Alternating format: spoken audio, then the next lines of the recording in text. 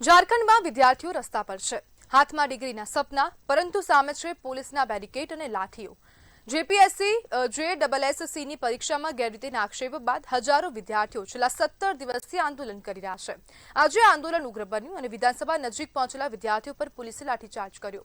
વિદ્યાર્થીઓએ પાણીની બોટલો અને ચંપલ ફેંક્યા। પોલીસે કાંટાળા તારના બેરિકેડ અને વોટર કેનનનો ઉપયોગ કર્યો। સવાલ એ છે, જ્યારે વિદ્યાર્થીઓ પોતાના હક માટે રસ્તા પર આવે ત્યારે જવાબ લાઠી છે કે પછી જવાબદારી?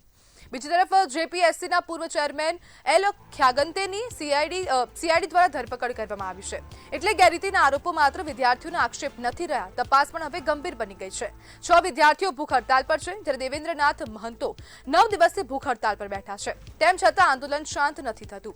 સવાલ સરકારને પણ છે, પરીક્ષા વ્યવસ્થામાં જો ગેરરીતિ થઈ હોય તો જવાબદાર કોણ? અને સૌથી મોટો સવાલ, જે પરીક્ષા યુવાનોનું ભવિષ્ય નક્કી કરે છે, એ જ પરીક્ષા જો વિવાદમાં આવે તો યુવાનો ન્યાય માટે ક્યાં જાય?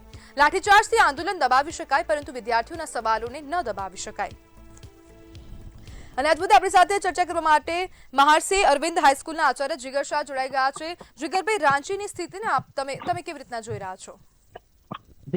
રાજ્યની પરીક્ષાની સ્થિતિ છે એ તો સ્વાભાવિક રીતે ગંભીર બાબત કહેવાય। પરીક્ષાનું પેપર ફૂટવું એ પણ એક ગંભીર બાબત છે, પરંતુ હાલના તબક્કે વિદ્યાર્થીઓનો વિરોધ છે એ પણ સમજી શકાય એવો છે, પણ વિરોધ શાંતિપૂર્ણ હોવો જોઈએ। જ્યારે કાયદો અને વ્યવસ્થા હાથમાં લઈને આવી રીતની કામગીરી થાય એ યોગ્ય નથી, કારણ કે આ બધી જ વ્યવસ્થા આપણા માટે છે। તો એ વ્યવસ્થાને પણ સુચારુ રૂપે કામ કરી શકે એના માટે નવા કાયદા જે છે બનાવવા જોઈએ। સાથે સાથે થર્ડ પાર્ટી ઓડિટ નિયમિત થવું જોઈએ। સાથે સાથે ઇનામી વિસલ બ્લોઅર પોર્ટલ એક ઊભું કરવું જોઈએ, એવું મારું મંતવ્ય છે। વિસલ બ્લોઅર પોર્ટલ પર એવું થાય કે આવું કોઈ પણ જયારે પેપર ફૂટવાની કે લીકની માહિતી થાય તો તરત કોઈ પણ જવાબદાર વ્યક્તિ પોતાની ઓળખ છુપાવ્યા વગર આ પોર્ટલ પર ફરિયાદ નોંધાવી શકે કે જેથી આ રીતની ગેરરીતિ થતી હોય એ તરત અટકાવી શકાય। જીગરભાઈ, વિદ્યાર્થીઓનો આંદોલનનો રસ્તો યોગ્ય છે?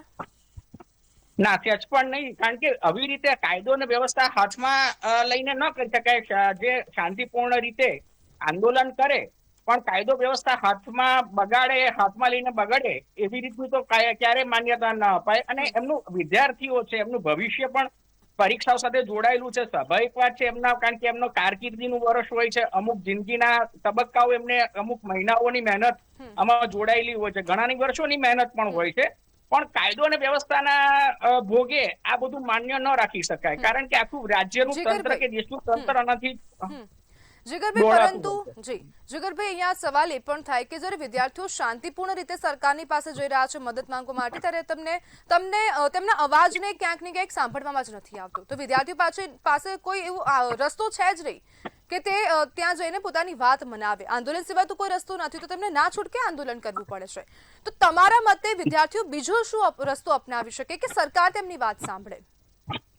સરકારને પત્રો દ્વારા કે સામૂહિક રીતે શાંતિપૂર્ણ રીતે સંગઠન બનાવીને રજૂઆત કરે તો સરકાર સાંભળશે। સરકાર આપણી વ્યવસ્થા માટે છે, સરકાર જનતંત્ર છે, આપણું લોકતંત્ર છે, એની વ્યવસ્થા માટે સરકાર છે। સરકાર ચોક્કસ સાંભળશે। મોટો ભાગ આપણો સરકાર સાથે જોડાયેલો છે વ્યવસ્થાનો, તો સરકારમાં રજૂઆત આ રીતે આંદોલન, પરંતુ શાંતિપૂર્ણ રીતે આંદોલન કરીએ તો સરકાર ચોક્કસ સાંભળશે। હું આશા રાખું છું, કારણ કે સ્વાભાવિક છે સરકારમાં બેઠેલા પણ વ્યક્તિઓ છે, દેશના નેતાઓ છે, અને એ જનસંપર્ક સાથે સતત જોડાયેલા હોય છે, એમને પ્રત્યેક બાબતની પણ ખબર હોય છે। જી બિલકુલ જીગરભાઈ, જોડાવા બદલ આપનો આભાર।